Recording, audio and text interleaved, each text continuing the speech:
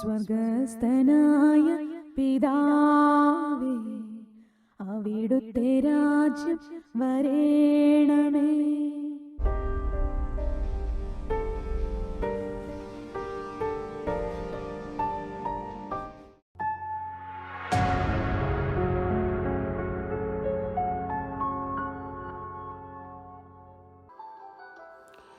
നന്മയെ തിന്മ കൊണ്ട് കീഴടക്കാൻ പറ്റില്ല. തിന്മയെ തിന്മ കൊണ്ട് കീഴടക്കാൻ പറ്റില്ല, തിന്മയെ നന്മ കൊണ്ട് കീഴടക്കാം. ഈ ആഴ്ചയിലൊക്കെ നാം ചിന്തിക്കുന്നതാണ്. തിന്മയെ തിന്മ കൊണ്ട് കീഴടക്കാൻ പറ്റില്ല, തിന്മയെ ജയിക്കണമെങ്കിൽ നന്മ ചെയ്യണം. നന്മ എന്ന് പറയുന്നത് ദൈവത്തിൻ്റെ വാക്കാണ്, ദൈവത്തിൻ്റെ വചനമാണ്. നമ്മൾ ഈ ദിവസങ്ങളിലൊക്കെ ഈ ആഴ്ച മുഴുവൻ ചിന്തിക്കുന്നതാണ്. ഇന്നലെ ആണെങ്കിൽ നമ്മൾ ചിന്തിച്ചത് ദൈവവചനം പാലിക്കുന്ന ഉത്കർഷം പ്രാപിക്കും. ദൈവത്തിൻ്റെ വചനങ്ങൾ സത്യമാണ്. ഇന്ന് സുഭാഷിതങ്ങളിൽ 30-ാമത്തെ അധ്യായത്തിലൂടെ 1-ാമത്തെ വായനയിൽ ആഗോള സഭയിൽ 5-ാമത്തെ വചനം പറയാണ്, ദൈവത്തിൻ്റെ ഓരോ വാക്കും സത്യമെന്ന് തെളിയുന്നു. ദൈവത്തിൻ്റെ ഓരോ വാക്കും സത്യമെന്ന് തെളിയുന്നു. തന്നെ അഭയം പ്രാപിക്കുന്നവർക്ക് അവിടുന്ന് കവചമാണ്. അവിടുത്തെ വാക്കുകളോട് ഒന്നും കൂട്ടിച്ചേർക്കരുത്. അങ്ങനെ ചെയ്താൽ അവിടുന്ന് നിന്നെ കുറ്റപ്പെടുത്തും, നീ നുണയനാവുകയും ചെയ്യും. 2 കാര്യങ്ങൾ ഞാൻ അങ്ങയോട് അപേക്ഷിക്കുന്നു, മരണം വരെ എനിക്ക് അവ നിഷേധിക്കരുതേ. അസത്യവും വ്യാജവും എന്നിൽ നിന്ന് അകറ്റി നിർത്തണമേ. 2 കാര്യങ്ങൾ. ഒന്നിതാണ്, അസത്യവും വ്യാജവും എന്നിൽ നിന്ന് അകറ്റി നിർത്തണമേ. 2-ാമത്തെ കാര്യം, ദാരിദ്ര്യമോ സമൃദ്ധിയോ എനിക്ക് തരരുതേ. ദാരിദ്ര്യമോ സമൃദ്ധിയോ എനിക്ക് തരരുതേ. ആവശ്യത്തിന് ആഹാരം തന്ന് എന്നെ പോറ്റണമേ. ഞാൻ സമൃദ്ധിയിൽ അങ്ങയെ അവഗണിക്കുകയും കർത്താവ് ആര് എന്ന് ചോദിക്കുകയും ചെയ്തേക്കാം. ദാരിദ്ര്യം കൊണ്ട് മോഷ്ടിച്ച് ദൈവനാമത്തെ നിന്ദിക്കുകയും ചെയ്തേക്കാം. ദൈവത്തിൻ്റെ ഓരോ വാക്കും സത്യമാണ്. ഈശോ യോഹന്നാന്റെ സുവിശേഷത്തില് 17-ാമത്തെ അധ്യായത്തിൽ ശിഷ്യന്മാർക്ക് വേണ്ടി പ്രാർത്ഥിക്കുന്ന യോഹന്നാൻ 17:6 ഇങ്ങനെ പറഞ്ഞു, ലോകത്തിൽ നിന്ന് അവിടുന്ന് എനിക്ക് നൽകിയവർക്ക് അവിടുത്തെ നാമം ഞാൻ വെളിപ്പെടുത്തി. അവർ അങ്ങയുടേതായിരുന്നു, അങ്ങ് അവരെ എനിക്ക് നൽകി. ഓർക്കണം, പിതാവിൻ്റെ സ്നേഹം. നമ്മെ സാത്താൻ്റെ അടിമത്തിലേക്ക് പോയ നമ്മെ വീണ്ടെടുക്കാനായിട്ട് ഈശോ പറയാണ്, പിതാവെ അങ്ങ് അവരെ എനിക്ക് നൽകി. പലപ്പോഴും നമ്മൾ ചിന്തിക്കുന്നത് നമ്മൾ യേശുവിൻ്റെ ഉള്ളിലാണ്. കാരണം പിതാവും പുത്രനും പരിശുദ്ധാത്മാവും ഒന്നാണ്. പിതാവിൻ്റെ സ്നേഹമാണ് യേശു ലോകത്തിൽ നിന്ന് വെളിപ്പെടുത്തിയത്. കരുണയും സ്നേഹവും പിതാവിൻ്റെ ഉള്ളിലെ സ്നേഹം, ആ സ്നേഹമാണ് യേശു നമ്മളെ ഉൾക്കൊണ്ടത്. നമ്മളെ ആ ദിവസം നിങ്ങൾ അറിയും, ഞാൻ പിതാവിൻ്റെ ഉള്ളിലും നിങ്ങൾ എൻ്റെ ഉള്ളിലും ഞാൻ നിങ്ങളുടെ ഉള്ളിലുമാണെന്ന്. സ്നേഹത്തിൻ്റെ ഒരു മേഖലയാണ്. പിതാവ് നമ്മെ സ്നേഹിച്ചതുപോലെ യേശു നമ്മെ സ്നേഹിച്ചു, നമ്മെ ഉള്ളിലാക്കി. ഏറ്റവും ഒടുവിൽ പറയാണ്, നിങ്ങൾ എന്നെ ഉള്ളിലാക്കണം, നിങ്ങളുടെ ഹൃദയത്തിൽ എന്നെ പൂജിക്കണം. ഇതാണ് രക്ഷയുടെ പൂർത്തീകരണം എന്നാണ് ഈശോ പറഞ്ഞത്. പിതാവിൻ്റെ സ്നേഹം നമ്മളിൽ പൂർത്തിയാകുന്നത് യേശു നമ്മളുടെ ഉള്ളിൽ, യേശു നമ്മളെ തൻ്റെ ഉള്ളിലാക്കി കാൽവരി കുരിശിൽ തൻ്റെ ജീവൻ അർപ്പിക്കുന്നതിലൂടെ നമ്മെ സ്നേഹിച്ചുകൊണ്ട് നമ്മെ തൻ്റെ ഉള്ളിൽ ഈശോ സ്വീകരിച്ചു. ഇനി നാം അവനെ സ്നേഹിക്കുക, അവൻ്റെ വചനം പാലിച്ചുകൊണ്ട് അവനിൽ വിശ്വസിച്ചുകൊണ്ട് അവനെ നമ്മുടെ ഉള്ളിൽ ഹൃദയം തുറന്ന് സ്നേഹിക്കണം. പൂർണ്ണ ഹൃദയത്തോടെ പൂർണ്ണ മനസ്സോടെ എൻ്റെ ഈശോയെ എന്ന് ഹൃദയം തുറന്ന് വിളിക്കാൻ, നീ എനിക്ക് വേണ്ടി കാൽവരിയിൽ എൻ്റെ സകല പാപങ്ങളെയും ഏറ്റെടുത്തുകൊണ്ട് എനിക്ക് വേണ്ടി മരിച്ചവനാണ്. ആ ഒരു ബോധ്യം നമ്മുടെ ഉള്ളിലാണ് വിശ്വാസം. ഇപ്പൊ ദൈവവചനം ഈശോ പറയാണ്, അവിടുത്തെ അവർ അങ്ങയുടേതായിരുന്നു, അങ്ങ് അവരെ എനിക്ക് നൽകി. അവർ അങ്ങയുടെ വചനം പാലിക്കുകയും ചെയ്തു. വചനം അതാണ് ഇന്ന് ദിവസങ്ങളിൽ സംസാരിക്കുന്നത്, ദൈവവചനം പാലിക്കുന്നതിനെ കുറിച്ച്. അവിടുന്ന് എനിക്ക് നൽകിയവരെല്ലാം അങ്ങിൽ നിന്നാണെന്ന് അവർ ഇപ്പോൾ അറിയുന്നു. പിതാവിന്റെ സ്നേഹം നമ്മൾ അറിയുന്നു. എന്തെന്നാൽ അങ്ങ് എനിക്ക് നൽകിയ വചനം ഞാൻ അവർക്ക് നൽകി. സ്നേഹത്തിന്റെ വചനം ദൈവ സ്നേഹമാണ്. ആ സ്നേഹം ദൈവവചനം ഈശോ നമുക്ക് നൽകി. അവർ അത് സ്വീകരിക്കുകയും ഞാൻ അങ്ങയുടെ അടുക്കൽ നിന്ന് വരുന്നുവെന്ന് സത്യമായി അറിയുകയും അങ്ങ് എന്നെ അയച്ചുവെന്ന് വിശ്വസിക്കുകയും ചെയ്തു. ഞാൻ അവർക്ക് വേണ്ടിയാണ് പ്രാർത്ഥിക്കുന്നത്, ലോകത്തിനു വേണ്ടിയല്ല. നോക്കണം, ലോകത്തിനു വേണ്ടി എന്ന് പറഞ്ഞാൽ ലോകത്തിൽ നന്മയും തിന്മയും ഉണ്ട്. അതിൽ തിന്മയിൽ തിന്മയുടെ പ്രവർത്തനം സാത്താൻ്റെതാണ് ലോകമെന്ന് യോഹന്നാൻ ശ്ലീഹ തൻ്റെ ലേഖനത്തിൽ 1 യോഹന്നാൻ 3 പറയുന്നുണ്ട്, 2 പറയുന്നുണ്ട്, ഈ ലോകവും അതിലുള്ള സകലതും സാത്താന്റെ അധീനതയിലാണ്. അപ്പൊ ലോകത്തിലെ സാത്താനും അവന്റെ പ്രവർത്തനയ്ക്ക് വേണ്ടി അല്ല ഞാൻ പ്രാർത്ഥിച്ചു. പിന്നെയോ ഈശോ പറയാണ്, ലോകത്തിലുള്ള ദൈവമക്കൾക്ക് വേണ്ടി, സാത്താന്റെ അധീനതയിൽ പെട്ടുപോകാതിരിക്കാൻ വേണ്ടി അങ്ങ് എനിക്ക് തന്നവർക്ക് വേണ്ടിയാണ്, അതായത് മനുഷ്യവർഗത്തിന് വേണ്ടിയാണ് ഞാൻ പ്രാർത്ഥിക്കുന്നത്. അതിലെല്ലാ ജാതി ജനതകളും പെടും. അതാണ് മനസ്സിലാക്കേണ്ടത്. എന്തെന്നാൽ അവർ അവിടുത്തേക്കുള്ളവരാണ്, എനിക്കുള്ളവയെല്ലാം അങ്ങയുടേതാണ്, അങ്ങേക്കുള്ളതെല്ലാം എൻ്റേതും, ഞാൻ അവരിൽ മഹത്വപ്പെട്ടിരിക്കുന്നു. ഇനിമേൽ ഞാൻ ലോകത്തിലല്ല. ലോകത്തിൽ നിന്ന് കുരിശിൽ മരിക്കുന്നതിന് മുമ്പായിട്ട് ഈശോ പ്രാർത്ഥിക്കുന്ന പ്രാർത്ഥനയാണിത്. ഇനിമേൽ ഞാൻ ലോകത്തിൽ, എന്നാൽ അവർ ലോകത്തിലാണ്. നമ്മൾ ഇപ്പോഴും ലോകത്തിലാണ്. ഓർത്ത് നോക്കിയേ, നമുക്ക് വേണ്ടി ഈശോ പ്രാർത്ഥിച്ച പ്രാർത്ഥന. എന്നാൽ അവർ ലോകത്തിലാണ്, ഞാൻ അങ്ങയുടെ അടുത്തേക്ക് വരുന്നു. പരിശുദ്ധനായ പിതാവേ, നമ്മെ പോലെ അവരും ഒന്നായിരിക്കേണ്ടതിന്, പിതാവും പുത്രനും പരിശുദ്ധാത്മാവും സ്നേഹത്തിൽ ഒന്നായിരിക്കുന്നത് പോലെയാണ് ഈശോ പറയുന്നത്. പിതാവേ, നമ്മെ പോലെ അവരും, മനുഷ്യവർഗം മുഴുവനും സ്നേഹത്തിൽ ഒന്നായിരിക്കേണ്ടതിന് അവിടുന്ന് എനിക്ക് നൽകിയ അവിടുത്തെ നാമത്തിൽ അവരെ അങ്ങ് കാത്തുകൊള്ളണമേ. ഞാൻ ലോകത്തിൻ്റെതല്ലാത്തതുപോലെ അവരും ലോകത്തിൻ്റെതല്ല. അവരെ അങ്ങ് സത്യത്താൽ, സത്യമാണ് ദൈവവചനം. ഈശോ പറഞ്ഞു യോഹന്നാൻ, അവിടുത്തെ വചനമാണ് സത്യം. അങ്ങേ ഞാൻ ലോകത്തിൻ്റെതല്ലാത്ത പോലെ അവരും ലോകത്തിൻ്റെതല്ല. അവരെ അങ്ങ് സത്യത്താൽ വിശുദ്ധീകരിക്കണമേ. അവിടുത്തെ വചനമാണ് സത്യം. ദൈവവചനമാണ് സത്യം. വേറെ ഈ ലോകത്തിലൊന്നും സത്യമല്ല. അവിടുത്തെ വചനമാണ് സത്യം. അങ്ങനെ ലോകത്തിലേക്ക് അയച്ചതുപോലെ ഞാനും അവരെ ലോകത്തിലേക്ക് അയച്ചിരിക്കുന്നു. അവരും സത്യത്താൽ വിശുദ്ധീകരിക്കപ്പെടേണ്ടതിന് അവർക്ക് വേണ്ടി ഞാൻ എന്നെ തന്നെ ഈശോ പറയാണ്, ഞാൻ തിരഞ്ഞെടുത്താൽ മനുഷ്യവർഗം മുഴുവനും വിശുദ്ധിയിലായിരിക്കുന്നതിന് വേണ്ടി യേശു പറയാണ്, യേശു തന്നെ തന്നെ വിശുദ്ധിയിൽ ജീവിതകാലം മുഴുവനും മനസ്സാവാച കർമ്മണ ഒരു പാപം ചെയ്യാതെ വിശുദ്ധിയിൽ ഊനമില്ലാത്ത കുഞ്ഞാടായി തന്നെ പരിപാലിച്ച ദൈവത്തിൻ്റെ സ്നേഹത്തെക്കുറിച്ചാണ് ഈശോ പറയുന്നത്. ഈ ലോകത്തിലെ തിന്മ, ഈ ലോകം എന്ന് പറയുമ്പോൾ പൗലോസ് അതേക്കുറിച്ച് പറയുന്നത് ഇങ്ങനെയാണല്ലോ, ഈ ലോകത്തിൻ്റെ ദേവൻ, അതായത് സാത്താൻ, 2 കൊരിന്ത്യർ 4:4 പറയുന്നുണ്ട്, ഈ ലോകത്തിന്റെ ദേവൻ അവിശ്വാസികളായ അവരുടെ മനസ്സിനെ അന്ധമാക്കി കളഞ്ഞിരിക്കുന്നു. തന്നിമിത്തം ദൈവത്തിന്റെ പ്രതിരൂപമായ ക്രിസ്തുവിന്റെ മഹത്വമേറിയ സുവിശേഷത്തിന്റെ പ്രകാശം അവർക്ക് ദൃശ്യമല്ല. അതിനുവേണ്ടിയാണ് വചനപ്രഘോഷണം. ദൈവസ്നേഹത്തിന്റെ വെളിപ്പെടുത്തലാണ് വചനപ്രഘോഷണം. ഇന്ന് ദൈവവചനത്തെക്കുറിച്ചാണ് ഓർപ്പിക്കുക. ഇന്ന് ജോർജിയ സ്റ്റേറ്റിന് വേണ്ടിയും പ്രാർത്ഥന വായിക്കുമ്പോൾ അഗസ്റ്റയിൽ നിന്ന് പെണ്ണമ്മ നമ്മളെ ഇന്നും ഓർപ്പിച്ച സങ്കീർത്തനം 14 ദൈവം ഇല്ല എന്ന് മൂഢൻ തൻ്റെ ഹൃദയത്തിൽ പറയുന്നു. എത്രയോ പേരാണ് ലോകത്തിൽ ദൈവം ഇല്ല എന്ന് പറയുന്നില്ലേ? ദൈവം സൃഷ്ടിച്ച മനുഷ്യനാണ്. ദൈവം സൃഷ്ടിച്ച മനുഷ്യൻ പറയാണ് ദൈവം ഇല്ല എന്ന്. അതുകൊണ്ട് തന്നെയാണ് മൂഢൻ എന്ന് പറയുന്നത്. വിവരമില്ലാത്തവനാണ്. അതാണ് ഈ ലോകത്തിന്റെ ദേവൻ അവരുടെ കണ്ണുകളെ അന്ധമാക്കി. സാത്താൻ അനേക മനുഷ്യരുടെ ഹൃദയത്തെ അടച്ച് അന്ധമാക്കിയതിനാൽ ദൈവത്തെക്കുറിച്ചുള്ള അറിവ് നഷ്ടപ്പെട്ടു. കണ്ണ് കാണാൻ മേലാത്ത ഒരാളോട് നമ്മളൊരു പൂവ് കാണിച്ചിട്ട് എത്ര മനോഹരമായിരിക്കും എന്ന് പറഞ്ഞാൽ അവർ ചോദിക്കും, ഏത് പൂവ്, എനിക്ക് കാണാൻ പറ്റില്ലോ എന്ന് പറയും. ഇത് തന്നെയാണ് ദൈവത്തെക്കുറിച്ചുള്ള സ്നേഹത്തിൻ്റെ വെളിപ്പെടുത്തൽ ലോകത്തിൽ എത്രയോ പ്രാവശ്യം പ്രഘോഷിക്കുമ്പോഴും സാത്താൻ മനസ്സും ഹൃദയവും അടച്ചു കളഞ്ഞ അനേക ജീവിതങ്ങളിൽ ലോകത്തിൽ അവരാരും തന്നെ മനഃപൂർവ്വമല്ല, തിന്മയുടെ ചില ബന്ധനങ്ങളിൽപ്പെട്ടെന്ന് വേണേൽ പറയാം.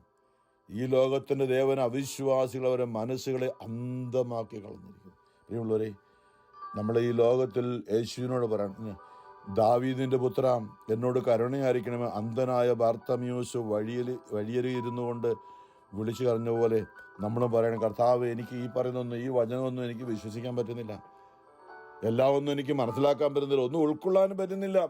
അന്ധനായ മനുഷ്യനെ കണ്ണു കാണാൻ, ദാവീദിന്റെ പുത്ര ഈശോയെ എന്നോട് കരുണ തോന്നണമേ എന്ന് വഴിയരിയിരുന്ന് വിളിച്ചു കരഞ്ഞ അവൻ്റെ നിലവിളി കേട്ടുകൊണ്ട് യേശു അവിടെ നിന്നിട്ട് ചോദിച്ചു, അവനെ എൻ്റെ അടുക്കിലേക്ക് വിളിക്കുക.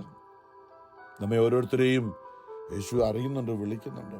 ഹൃദയം തുറന്ന് കർത്താവ്, എനിക്ക് കാഴ്ച ലഭിക്കണം, എൻ്റെ ആത്മാവിൻ്റെ കണ്ണുകളെ, എൻ്റെ മനസ്സിൻ്റെ കണ്ണുകളെ, എൻ്റെ ബുദ്ധിയുടെ മേഖലകളെ ഒന്ന് തുറന്നു തരണമേ.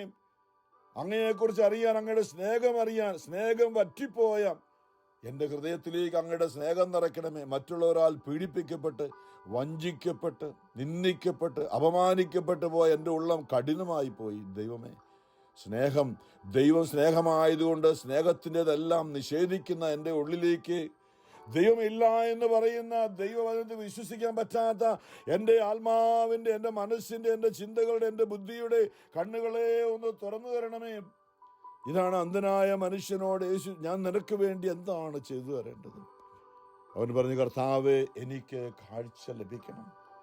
അങ്ങയെ കാണാൻ നമ്മൾ ഈ ലോകത്തിൽ അത് ചോദിക്കുകയാണെങ്കിൽ അവിടുന്ന് തീർച്ചയായും നമ്മുടെ ആത്മാവിൻ്റെ, മനസ്സിൻ്റെ, ബുദ്ധിയുടെ, ചിന്തകളുടെ മേഖലകളെ തുറന്നു തരും. വചനം പറയുന്നുണ്ട്, യേശു അവർക്ക് അവരുടെ മനസ്സുകളെ തുറന്ന് വിശ്വാസം വർദ്ധിക്കണമേ എന്നത് ചോദിച്ചപ്പോൾ.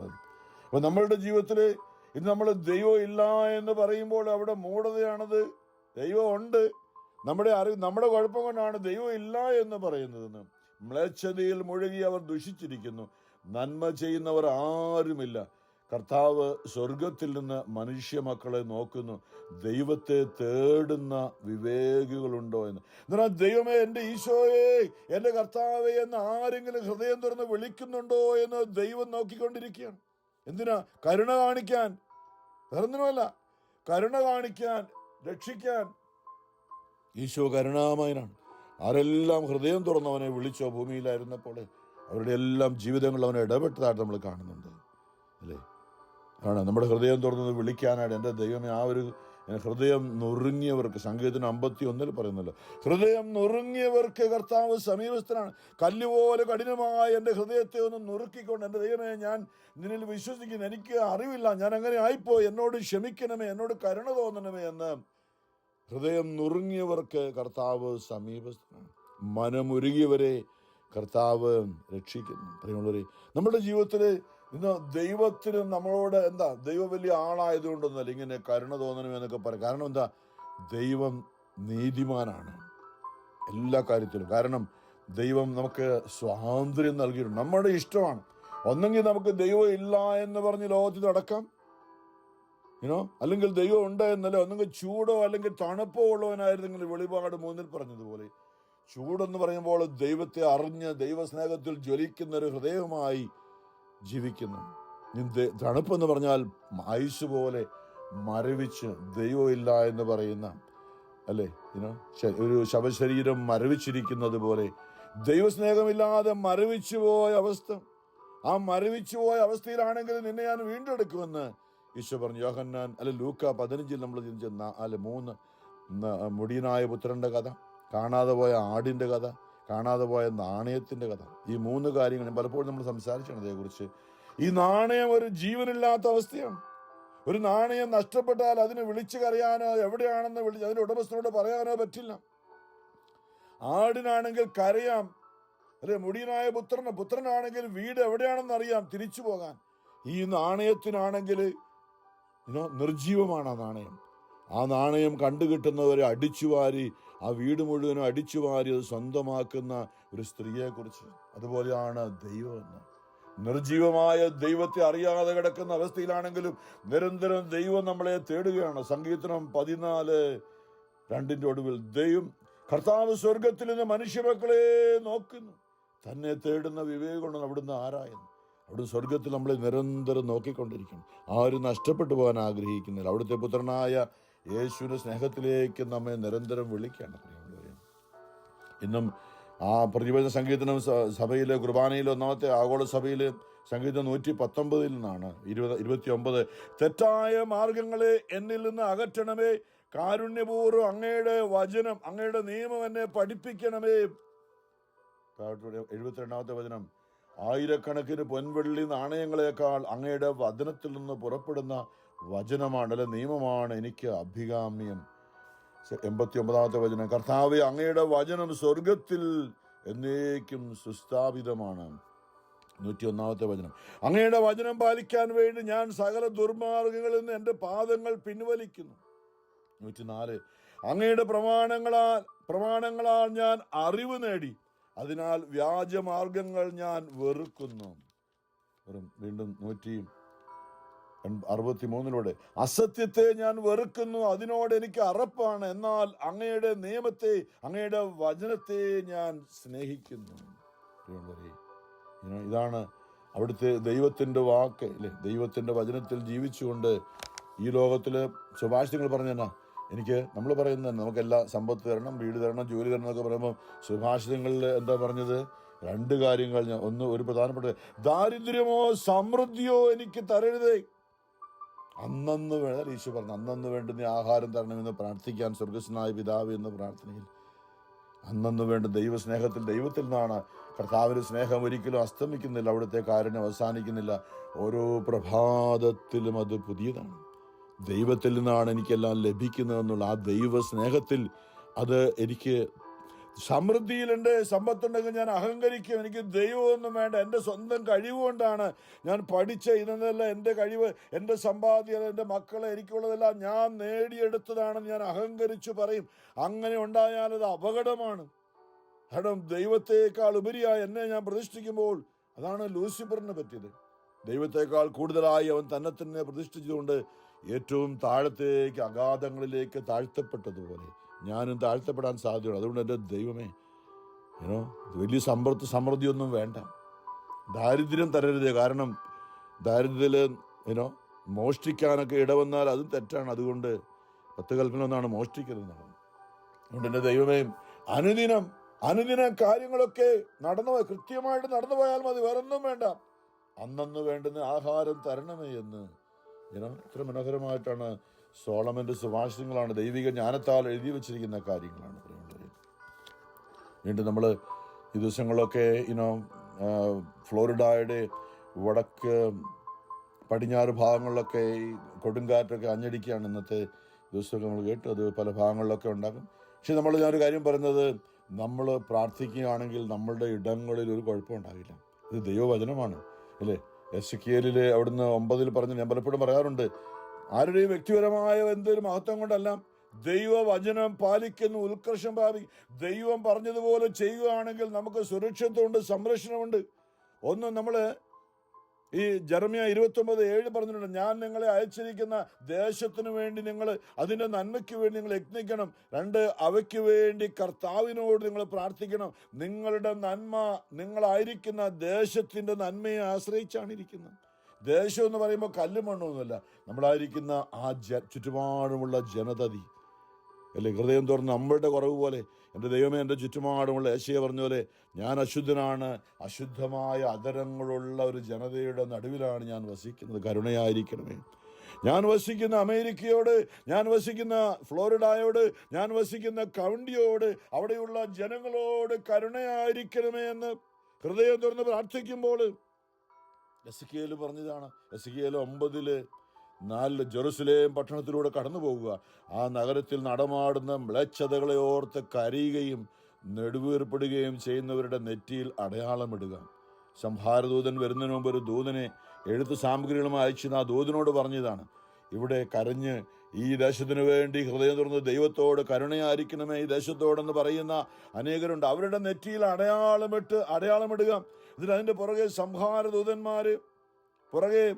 സംഹാരദൂതന്മാർ പല സംഹാരവുമായിട്ട് വരുന്നവരുണ്ട്.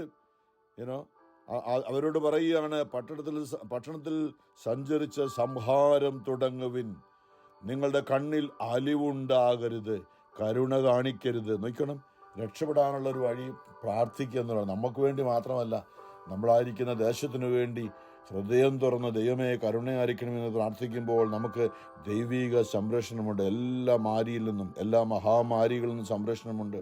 അതിനുള്ള ഇത് ദൈവത്തിൻ്റെ വചനമാണ്, ദൈവത്തിൻ്റെ വാക്കാണ്. അപ്പോൾ പറയാണ്, സംഹാരം തുടങ്ങട്ടെ, എന്നിട്ട് കണ്ണിൽ അലിവുണ്ടാകരുത്, കരുണ കാണിക്കരുത്, വൃദ്ധരെയും യുവാക്കളെയും യുവതികളെയും പൈതങ്ങളെയും സ്ത്രീകളെയും നിശേഷം വധിക്കുവിൻ, എന്നാൽ അടയാളമുള്ളവരെ ആരെയും തുടരുത്. പണ്ട് പുറപ്പാടിൽ നമ്മൾ കാണുന്നുള്ള ആ വീടിൻ്റെ കട്ടിലപ്പടിമേൽ ആടിൻ്റെ രക്തം കൊണ്ട് അടയാളമിട്ട ഭവനങ്ങളിലൂടെ, അതിന് മുകളിലൂടെ അവിടെ ഒന്നും കുഴപ്പമുണ്ടാകാതെ സംഹാരദൂതൻ കടന്നുപോയതുപോലെ ഇന്ന് ദൈവനാമത്തിൽ ആശ്രയിച്ചുകൊണ്ട്, കർത്താവിൻ്റെ വചനത്തിൽ ആശ്രയിച്ചുകൊണ്ട് അവിടുത്തെ വിളിച്ചപേക്ഷിക്കുന്ന ജീവിതങ്ങൾ ഇന്നും സംഹാരത്തിൽ നിന്ന് രക്ഷപ്പെടുകയാണ്. ഇത് ദൈവത്തിൻ്റെ വചനമാണ്, മാറ്റമില്ലാത്ത വചനമാണ്. എന്നിട്ട് പറയാണ് അടയാളമുള്ളവരെ ആരെയും തുടരുത്. എന്നിട്ട് പറയാണ് എൻ്റെ വിശുദ്ധ മന്ദിരത്തിൽ തന്നെ സംഹാരം ആരംഭിക്കുവിൻ. ഉള്ളവരെ പറഞ്ഞിട്ട് കാര്യമൊന്നുമില്ല. ദേവാലയമാണ്, ദേവാലയത്തിലാണെന്ന് പറഞ്ഞിട്ട് കാര്യമില്ല. ദൈവവചനം പാലിക്കുന്നവർക്ക് മാത്രമാണ് സംരക്ഷണം. എൻ്റെ വിശുദ്ധ മന്ദിരത്തിൽ തന്നെ ആരംഭിക്കുവിൻ. അവർ ആലയത്തിന് മുമ്പിലുണ്ടായിരുന്ന ശ്രേഷ്ഠന്മാരിൽ തന്നെ ആരംഭിച്ചു. ദൈവവചനമാണ്. എസെക്കിയേൽ 9 വീണ്ടും നമ്മൾ പലപ്പോഴും ഈ കൊടുങ്കാറ്റൊക്കെ ഉണ്ടാകുമ്പോൾ പലപ്പോഴും നമ്മൾ ഇന്നും മർക്കോസ് 4 ഈശോ ആ പടകിൽ, കൊടുങ്കാറ്റടിക്കുന്ന പടകിൽ ശിഷ്യന്മാർ ഈശോയെ വിളിച്ചുണർത്തിയെന്നൊക്കെ പറയുന്നില്ലേ? അത് എന്താണത്? ഈശോ ഉറങ്ങുകയല്ല.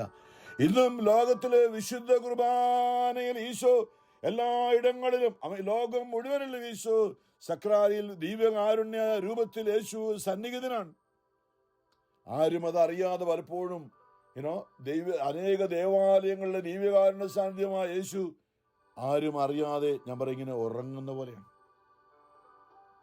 നമ്മളവനെ വിളിച്ചുണർത്തണം, പറയണം ദിവ്യകാരുണ്യമേ, എൻ്റെ ഇടവക പള്ളിയിലെ സെക്രാരിയിൽ വിശുദ്ധ കുർബാനയിൽ ജീവനോടെ ഇരിക്കുന്നവന്, അന്ന് മർക്കോസ് 4 ആ പടകിൽ ഇരുന്ന് ഉറക്കം ഭാവിച്ചവരെ, ആരും വിളിക്കാത്തതുകൊണ്ട് ഉറങ്ങിയ പോലെ ഇരുന്നവരെ അവർ വിളിച്ചെഴുന്നേൽപ്പിച്ചപ്പോൾ യേശു എഴുന്നേറ്റു എന്ന് അവർ പറഞ്ഞു, കർത്താവേ ഞങ്ങൾ നശിക്കാൻ പോവുകയാണ്. ഇതാ ഈ വെള്ളം മുഴുവൻ വള്ളത്തിലേക്ക് കയറിക്കൊണ്ട് വള്ളം മുങ്ങാൻ പോവുകയാണ്. കൊടുങ്കാറ്റ് ആഞ്ഞടിക്കുകയാണ്, ഞങ്ങൾ നശിക്കാൻ പോകുമെന്ന് പറഞ്ഞപ്പോൾ യേശു ആ പടകിൽ എഴുന്നേറ്റ് നിന്നുകൊണ്ട് കരങ്ങൾ ഉയർത്തി കടലിൻ്റെ നേരെ, കൊടുങ്കാറ്റിന് നേരെ കരമുയർത്തി പറഞ്ഞ് അടങ്ങുക, ശാന്തമാകുക എന്ന് പറഞ്ഞപ്പോൾ അത് അടങ്ങി ശാന്തതയുണ്ടായി. ഇന്നും അത് തന്നെയാണ് പറയുന്നത്.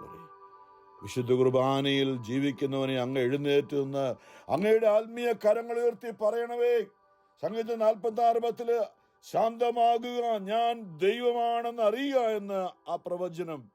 ദിവ്യകാരുണ്യ ഈശോ കൂദാശയിൽ നിന്ന് മരിച്ചുയർത്ത് ജീവിക്കുന്ന അവിടുന്ന് ഞങ്ങൾ അങ്ങനെ വിശ്വസിച്ച് നമ്മുടെ ദേശത്തെ, നമ്മുടെ എന്തുമാകട്ടെ പ്രശ്നം പറയുന്നത്, ദിവ്യകാരുണ്യ യേശു മരിച്ചുയർത്ത് ജീവിക്കുന്നതാണ്. ഇന്നും കർത്താവിന് മുമ്പിലേക്ക് അടിയറ് വെക്കുന്നില്ലെങ്കിൽ അവിടെ സംഹാരം തുടർന്നുകൊണ്ടേയിരിക്കും.